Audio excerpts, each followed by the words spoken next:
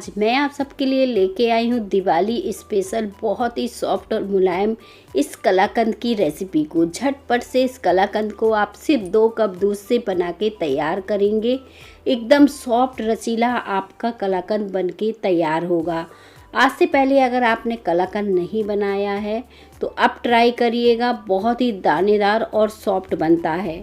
तो चलिए बिना देर किए शुरू करते हैं इस सॉफ्ट से कलाकंद को हम बनाना। इसे बनाने के लिए घर का कोई भी कढ़ाई आप ले लीजिए और उसमें डालिए 2 कप दूध। यहाँ पे दूध आप कोई भी ले सकते हैं, घर का दूध नहीं है तो पैकेट वाला दूध भी इस्तेमाल कर सकते हैं। ये मैंने 2 कप दूध डाल दिया है कढ़ाई में।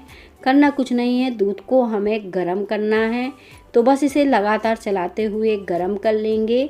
और इस दिवाली आप इस कलाकंद को एक बार ज़रूर ट्राई करिएगा, बहुत ही रसीला बढ़िया बन के तैयार होगा।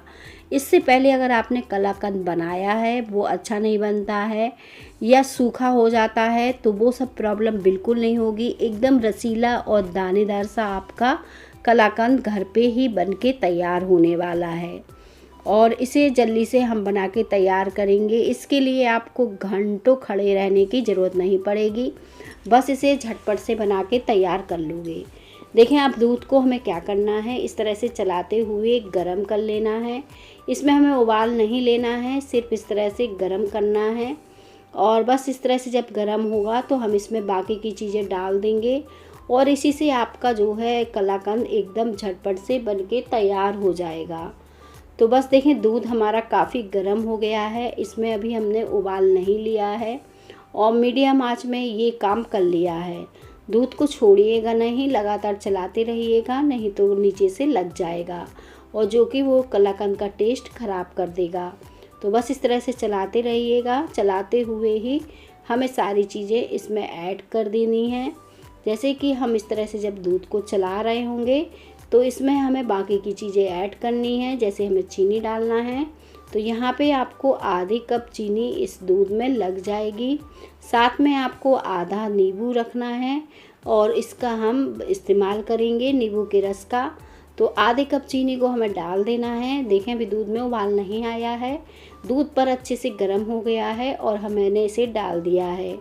2 मिनट के लिए इसी तरह से इसे चलाएंगे और इस तरह से चलाते हुए दूध को पकाएंगे। और दूध जब थोड़ा सा पतला हमें लगने लगे, चीनी इसकी अच्छे से घुल जाए, तो हम इसमें नींबू का रस डालेंगे। नींबू का रस हमें सिर्फ 1 चम्मच ही डालना है इसमें, इससे ज़्यादा हमें नींबू का रस इसमें नहीं डालना है। अब देखिए दूध में बढ़िया सी उबाल आ गई है तो 1 चम्मच हम इसमें नींबू का रस डाल देंगे। अगर आप ज़्यादा नींबू का रस डाल देंगे तो जो इसमें दाना पड़ेगा तो वो टाइट हो जाएगा, यानी जो कलाकंद हम जो बना रहे हैं अगर वो दाना जो है वो टाइट हो जाएगा। इसलिए हमें दूध का बहुत कम, नींबू के रस का हमें बहुत ही कम इस्तेमाल करना है। साथ में हमें इलायची डालना है और यहाँ पे नींबू का रस डालने के बाद आपको इस तरह से चलाते हुए इसे पकाना है। देखिए मैंने कितना कम इसमें नींबू का रस डाला था, इसमें बिल्कुल भी ये दूध जो है फटा नहीं है और अच्छे से देखें इस तरह से ये है। और बस इतना ही आपको रस डालना है नींबू का, ये दूध पूरी तरह से फटना नहीं चाहिए। अगर पूरी तरह से ये दूध फट जाएगा तो जो दाना इसका बनेगा वो थोड़ा टाइट हो जाएगा। क्योंकि आज हम बिल्कुल नए तरीके से कलाकंद बना रहे हैं तो उसके लिए हमें दूध को फाड़ना नहीं है, ये तरीका भी नया है कलाकंद बनाने का। और बस अब देखें दूध में जैसे ही उबाल आएगी तो आपको क्या करना है, यहाँ पे देखें ये मैंने पनीर लिया है, ये घर का बना पनीर है। आप चाहो तो जो मार्केट में पनीर आता है उसका भी इस्तेमाल कर सकते हो। मैंने यहाँ पे देखें पनीर को हाथों से अच्छे से मसल लिया था और फिर मैंने कप से नापा तो 1 कप ये पनीर है। अगर आप मार्केट का पनीर इस्तेमाल कर रहे हो तो यहाँ पे आपको 200 ग्राम पनीर लेना है और उसे हाथों से अच्छे से मसल लेना है। आप चाहो तो उसे कद्दूकस करके भी डाल सकते हो, तो जैसी सुविधा हो आपको वैसा कर सकते हो। अब इसे लगातार चलाते जाइएगा जब तक कि अच्छे से पक के ये तैयार ना हो जाए और इसका दाना अच्छे से मिक्स ना हो जाए दूध में। आप देखें इसे मैं कितना बढ़िया चलाते हुए पका रही हूँ। अभी आपको 3 से 4 मिनट और लगेगा। अभी इसमें देखें दूध काफ़ी मात्रा में है। अब देखें लगातार चलाते हुए से मैंने पकाया तो ये थिक होना शुरू हो गया है। थोड़ा सा अगर आप कलाकंद को रसीला रखना चाहते हैं तो इसे ज़्यादा हमें मतलब सूखा नहीं करना है, इसमें दूध हल्का हल्का रहना चाहिए, एकदम ड्राई करके नहीं पकाना है इसे। अब देखें हमारा ये जो कलाकंद है अच्छे से पक के तैयार हो गया है। थोड़ा सा जैसे मैंने बताया इसे हम रसीला सा रखेंगे, अगर हम इसे सूखा रखेंगे तो जो कलाकंद बनाएंगे वो एकदम सूखा बनेगा। तो देखें इस तरह से जब ये पक जाए तो हमें गैस को बंद कर देना है। मैं पास से दिखा रही हूँ, इसमें दाना भी बहुत ही अच्छा आया है और ये अच्छे से पक के भी तैयार हो चुका है।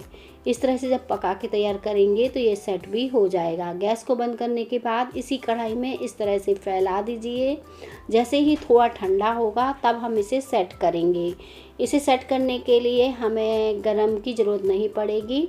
अब देखें ये ठंडा हो गया है, अगर हाथों से छुएंगे तो थोड़ा बहुत गर्म है, ऐसा नहीं है कि पूरी तरह हमें ठंडा करना है, नहीं तो ये कढ़ाई में ही सेट हो जाएगा। तो इसे पूरी तरह हमें नहीं ठंडा करना है। और फिर यहाँ पे देखें मैंने लंच बॉक्स लिया है और इस तरह से बटर पेपर लगाने के बाद इसे डाल दिया है।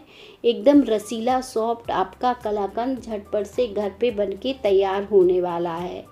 चम्मच की सहायता से आपको बढ़िया से चिकना कर देना है। और अगर आपको ड्राई फ्रूट कलाकंद में अच्छे लगते हैं तो इस समय आपको वो भी डाल देना है। इस कलाकंद को बनाने के लिए आपको बहुत ज़्यादा मेहनत नहीं करनी पड़ेगी और जल्दी से ये बन जाएगा। और जैसे ही सेट होगा हम इसे पलट देंगे। आप इसे ऐसे ही छोड़ दीजिए तो ये सेट हो जाएगा, और नहीं तो आपको कोई दिक्कत हो तो आप थोड़ी देर के लिए फ्रिज में भी रख सकते हैं। और आप देखें ये कितना रसीला दानेदार सा हमारा कलाकंद बनके तैयार हो गया है। ये देखने से ही आपको पता चल जाएगा, क्योंकि एकदम ताज़ा रसीला सा बना है।